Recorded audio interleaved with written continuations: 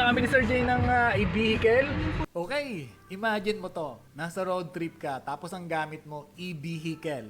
Handa ka nang i-explore yung magandang probinsya ng Quezon, yung magandang tanawin sa paligid, tapos biglang, oh no, bumaba yung battery ng gauge mo. Pero wag kang mag-alala kasi ngayon, pwede ka nang mag-road trip around Quezon nang walang stress gamit ang iyong e-vehicle. At yun nga po, inilans na ng SM City Lucena ang EV charging station, the first of its kind dito sa Lucena at sa buong Quezon Province. 3, 2, and 1! How about a big round of applause to that, ladies and gentlemen?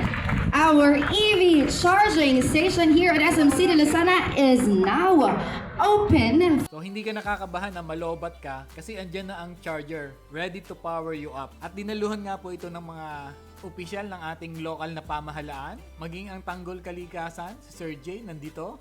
Kailangan natin ng clean energy para sa malinis na kinabukasan. At mga taong sumusuporta sa napakagandang initiative na ito. Marami ng SM malls na mayroong EV charging stations. At compatible siya halos lahat ng electric cars, kahit Tesla cars pa yan. Open daily ang charging station from 10 a.m. to 9 p.m. Pwede kayong mag-charge, kaya sobrang convenient. Ang pinaka the best part, free ang pag-charge ng e-vehicle mo sa SM. So walang dagdag na gastos. Plug and power up ka lang habang nagsha-shopping, kumakain, or nagchi-chill. So ang SM ang pinakaunang mall chain sa Pilipinas na nag-install ng in-mall EV charging station nationwide. So ginawa nilang reality ang sustainable, worry-free travel para sa lahat ng e-vehicle owners. Bahagi po yan ng big push ng SM para sa isang cleaner at greener na future. So sa pamamagitan ng offer ng mga free EV charging station, hindi lang po nila tinutulungan na mabawasan ang carbon footprints, kundi sinusuportahan din nila ang efforts ng gobyerno na i-promote ang sustainable transportation. Ang mga charging station na to ay resulta po yan ng malakas na partnership ng SM Supermalls with the Department of Energy, Department of Transportation, and Department of Trade and Industry. Lahat nagtutulungan para isulong ang sustainability goals ng gobyerno. Kaya next time na nandito ka sa Lucena o kahit saan sa Quezon, tandaan mo, SM City Lucena has your e-vehicle covered. Charge up, go green, at tuloy-tuloy lang ang adventure mo. So ayun, bibili na kami ni Sir Jay ng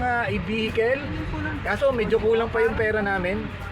6 million. Oo, 6 million kasi yung e-vehicle na nandito ay 1 million pa lang yung naiipon namin. Plano ko talagang bumili ng electric vehicle. Pero alam mo kung anong kulang? Diet? Abay, syempre ang kulang na lang ay pera. Pera na lang kulang? Pera na lang. Parehas tayo. Okay, for more information tungkol sa SM Supermalls EV Charging Station, visit nyo lang po yung smsupermalls.com at ipalo po ang SM Supermalls sa lahat ng social media platforms para po sa latest update, deals at promos. At syempre, follow my Facebook page and subscribe to my YouTube channel for more.